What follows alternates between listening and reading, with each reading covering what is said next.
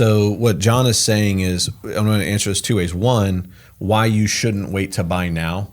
Hey, appreciation's up, interest rates are up. Maybe I'll wait till things settle down. If you do that, you're going to be in a worse situation than you are today, right? But here's the thing. If you go ahead and pull the trigger today, you just share with us that if we get an opportunity to say, do a refinance in the 4s, which we fully believe is going to be an opportunity down the road, right? I'm not saying tomorrow, but when the R word hits, right? If we do, I mean, there are some indications that, I mean, many experts now predict that in 2023. We don't say the word. Right. Around it. It's like shank in golf. We're not going to say that. We're not on a golf channel right now, but yeah.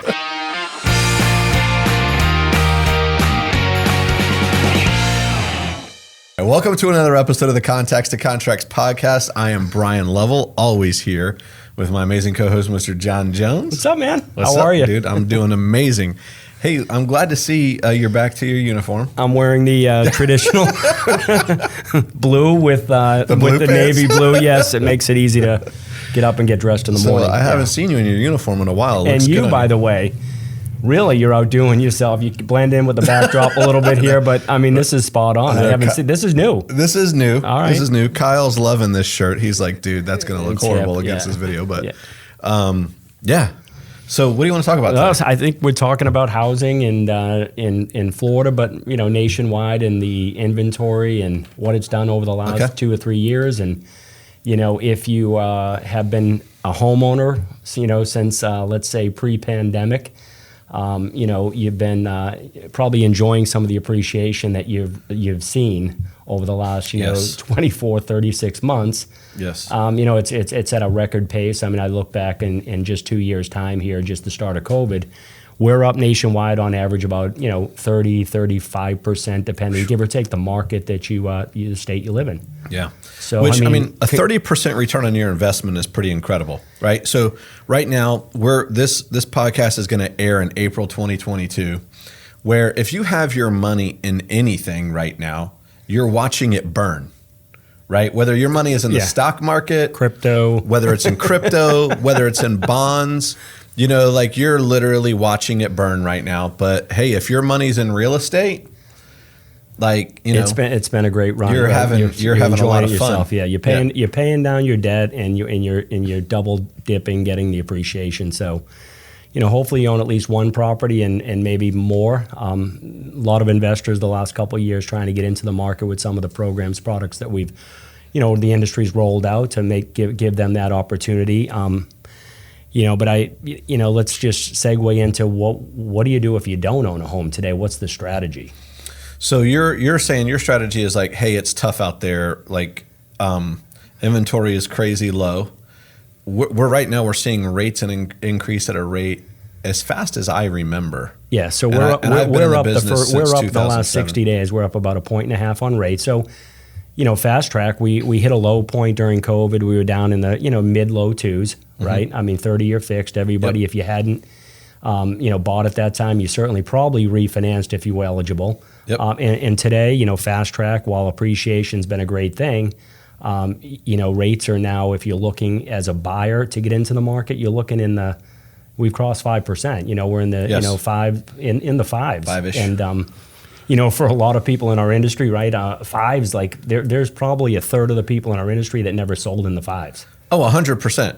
So you can see a little bit of unsettling in the chat groups, Facebook groups, a little doom and gloom. And how do you get excited about this market with, like you said, really the tightest inventory I can ever remember, and I've been doing this 25 years. Yeah, you've been doing a lot longer. So here's what we're going to do, John. We're going to get into some real live examples. Yeah. Okay. Yeah. And then let's do this, John, because listen, our goal is to add massive value to people, right? So how about if you and I gave some loan officers out there some tips and some tricks, and maybe to the real estate agents too, about some things that they could do to still be successful in this here market? Would we call that a win? That would be a win. I like it. Okay. So fire us up, dude. So other than we can't get out there and build homes, what are some strategies to help get deals across the finish line? And you and I had somebody on recently talking about, how to get, first of all, there's multiple offers still in most markets. And if you presenting an offer, a realtor presenting with financing, we've seen a lot of those people get, kind of put down the line a little bit. They're looking at usually 2 or 3 cash offers. But we talked about a program called Ribbon, and there's something else out there called EasyKnock, and I'm sure there's a few others. There's a few others that are popping up. Yeah. So let me start with this. Let me give some. I want to give some encouragement to the buyers that are out there, right? Because right now, as a buyer, you're looking at this going, dude, I am freaking tired of looking at houses of every weekend. I'm tired my offer's not getting accepted. Only because I'm financing. Yeah, I'm tired of interest rates going up on me. Here's the deal, man. You've got to stick with it. You've got to stick with it. 100%. I promise you, if you don't, you're going to be in a worse place down the road than you are right now, right? John just shared with you, we've had almost 30% appreciation in 2 years. With inventory as low as it is, that's not going to slow down anytime soon. I mean, the prediction is we probably have, is many of the experts predict, with the, inventory so low, it's probably 5 years before we, even if we build homes at a record pace, before we would catch up with the demand that's out there. Yeah, so the first thing I'd say is, hey, stay in the game. Yes, we know that interest rates are in the 5s. By the way, that's not horrible. All right? I think I wrote my very first mortgage in 2007. It was 7%, So they're not horrible. But here's what I will also tell you is there's a lot of factors that are driving interest rates where they are right now, right? We've got, like today, we came out with the highest inflation we've had in 40 years in our country. There's the war going on in the Ukraine, right? And there's some other factors. At some point, there's going to be a reversal on that, and interest rates are going to come down. So what I want, Mr. and Mrs. On many things, we hope. I mean, I don't think there's anything that's costing you less today than a year ago. No, than it was. So, Mr. and Mrs. Homeowner, listen, go ahead and buy the house. I know you've got sticker shock, but you are going to get an opportunity to refinance this house down the road. You're going to have plenty of equity to do it, and you're going to lower your payment probably pretty significantly when interest rates do come down. So don't panic. This is just a temporary payment for this house. But the other thing I would tell you is, especially if you're a first-time home buyer, or maybe in that millennial age group, maybe it's not your first home.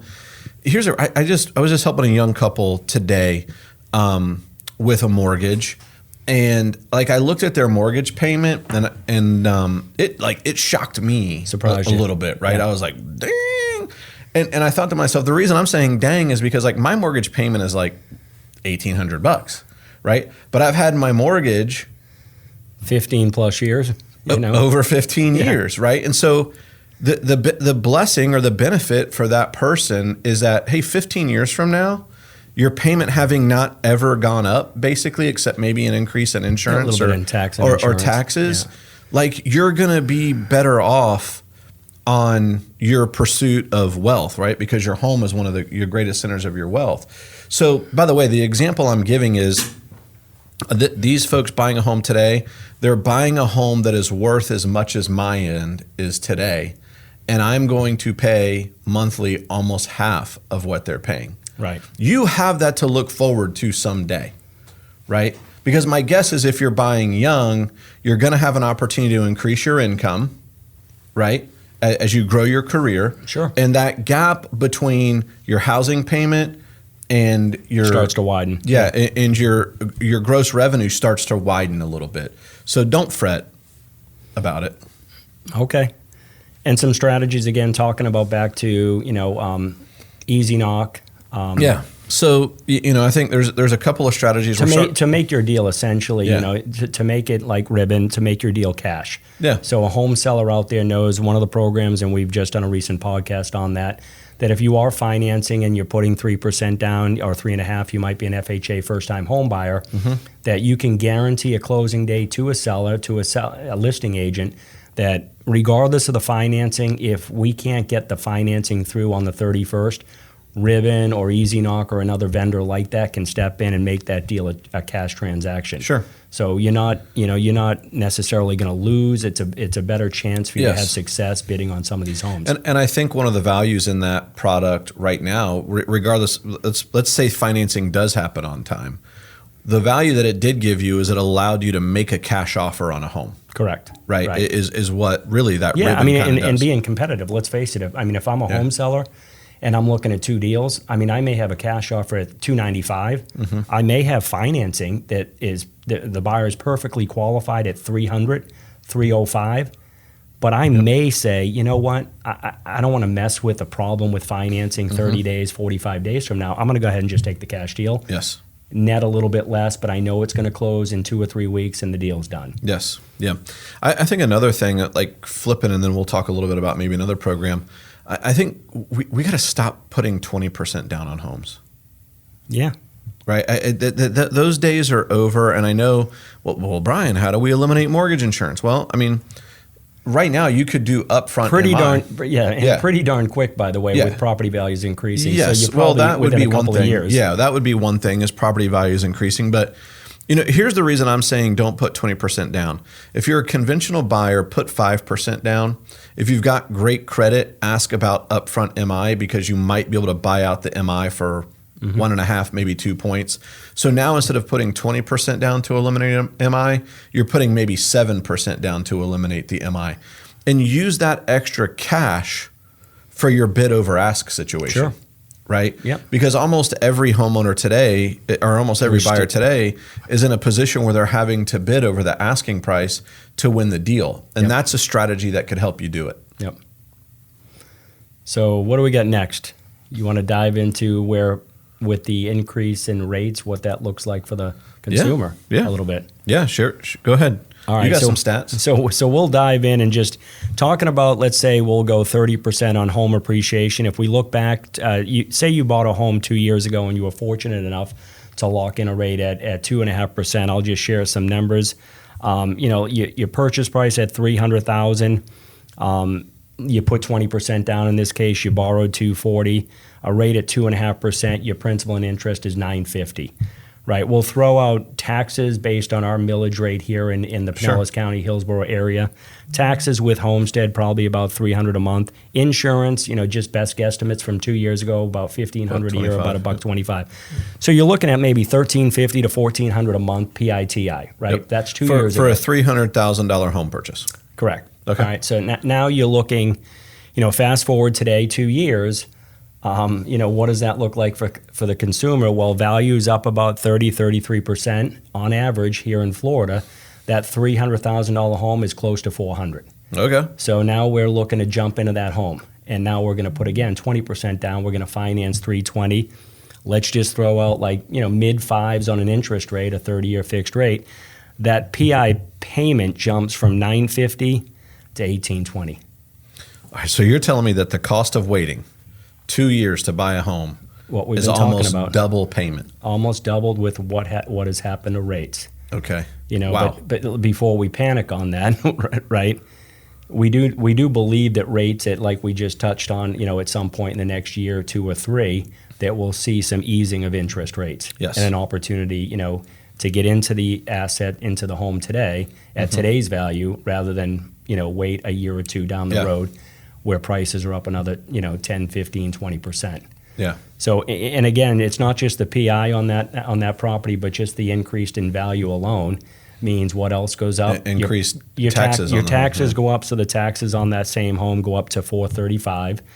And again, the important part about getting, at least in Florida and many states, is the protection you have on taxes increasing from year over year. In Florida, we're at 3% on a primary due to homestead exemption.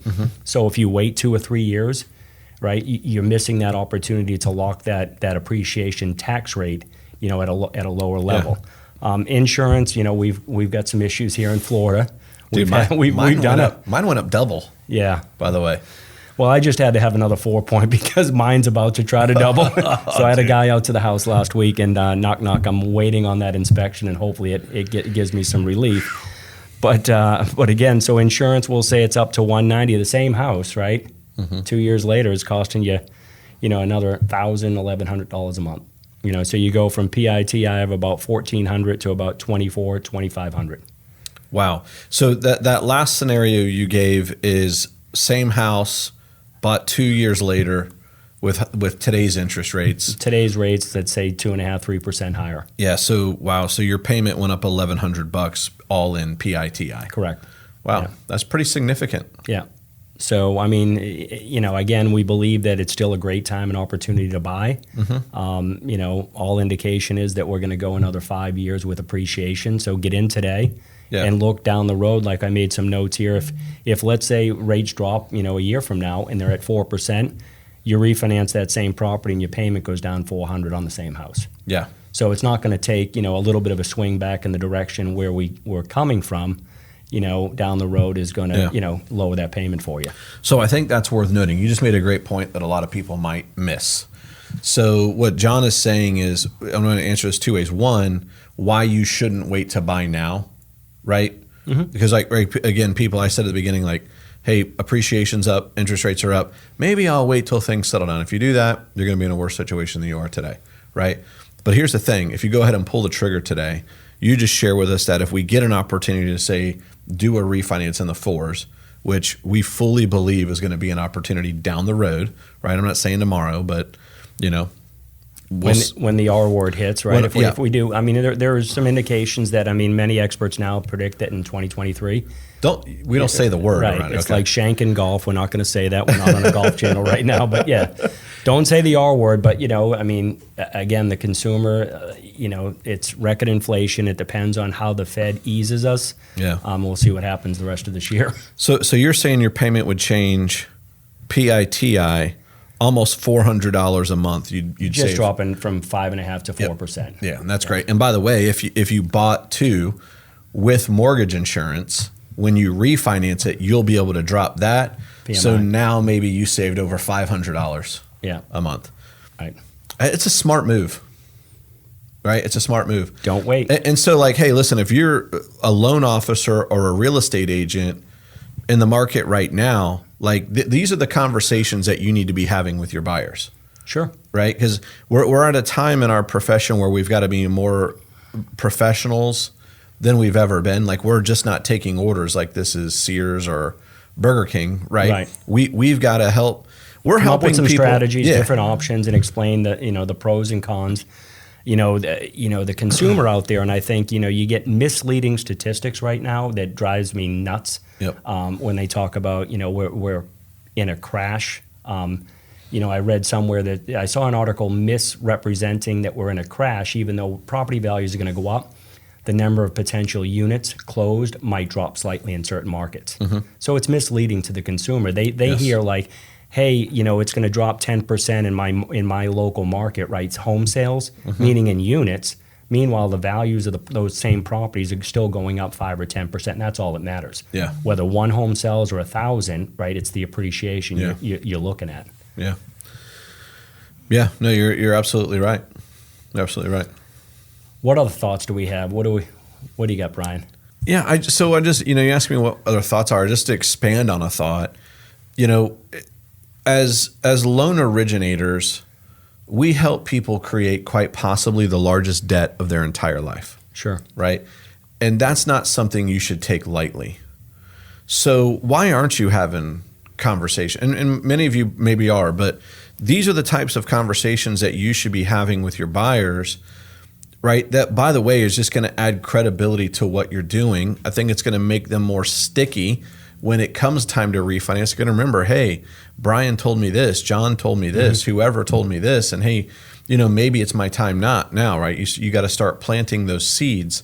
But I think too, we've talked a lot about, even where rates are at right now, we're still seeing a lot of cash out refinances. Right. By the way, people aren't taking cash out refinances today to go on vacations. They're taking out cash out refinances today to pay off high interest credit cards, maybe pay off of a card. Most of them, a lot of them are doing home remodels, right now, or home improvements, putting roofs on houses, new air conditioning, stuff like that. And so, again, we can't go into it with the mindset that, why would this person want to refinance out of their 3% rate into a cash out in the 5s? Don't put your value of money on other people. You need to show them what the opportunities are with the wealth in their home and help them make the decision that's best for them and their families, regardless of whether that's the best decision for you. right? Agreed. And I think from the real estate side of it, if I'm a real estate agent, as I'm sitting down doing a buyer's consultation with a buyer, these are the types of conversations that I'm having as well. You know, hey, this is where home appreciation was. This is where home appreciation is. Yes, home affordability has changed because of the rise in interest rates, but you're going to get an opportunity to refinance that down the road and probably drop the PMI, the private mortgage insurance. So again, I think let's be professionals in the market that we're in and help our buyers and our borrowers with some of these conversations so that they know that they're making the decisions that are best for their family. Yeah. I mean, you know, you're having a lot of people right now with the inventory shortage, right, wanting to make home improvements, right? To your point, if you've locked in, let's say you're one of those borrowers that locked in 2 years ago at 2.5%, you're like, does this make sense for me to go to 5.5% to do some home improvements? It may not. I mean, you may look at the equity in your home based on what you're trying to do or accomplish. Keep the first mortgage at 2.5%. Do some type of cash out home equity line of credit that's going to allow you to make those upgrades to your home. If you're able to do that and get that done, and then wait a year or two and then combine those two together into a lower interest rate. You know, home equity line, remember that's going to be adjustable typically, you know, month to month. And is going to be tied to prime in a lot of cases. And we know what the Fed's outlook is for 2022, right? Rates are going to probably go up another 6-7 times throughout the year. Certainly an easy, quick fix. The rates are going to be attractive the first 12 months, right? You've got good low interest rate offers. And then 18 months, 24 months from now, go ahead and lock in at a little bit lower rate that we predict coming down. Hey, another thing we were talking about, tools, right? So where we're at, we have a lock and shop program, right? And so again, loan officer and agent alike, this is a great tool. And again, it's just your job to present your customers with opportunities. If you counsel them why this is good and why this might not be good for you and let them make decisions, that's their decision to make. But it's your job to show them all of their options. But you said at the beginning of this podcast that rates had gone up how much in 60 days? About 1.5 points. Okay. So on a lock, I know where you're going with this. So on a lock and shop, if you would have locked them with a lock and shop, which to give clarity, a lock and shop allows us to lock your rate today even though you don't have a property. Right? Correct. You are not under contract yet. Okay. Now it's a 90-day rate, so it's a little bit higher of a rate than a 30-day price. About 0.25% on average. Okay.